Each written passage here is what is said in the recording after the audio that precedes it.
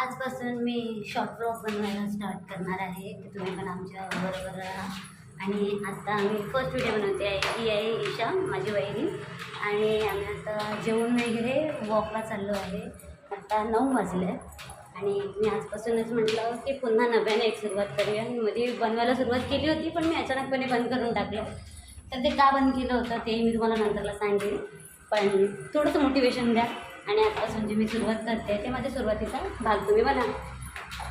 So आम्ही बिल्डिंगच्या खालती आलो, तिथेच वॉक करत होतो. आणि संध्याकाळचं इथे आहे ना, खूप शांतता असते, जास्त गाड्यागुड्या नाही आहेत, त्यामुळे चालतानाही फार छान वाटत होतं.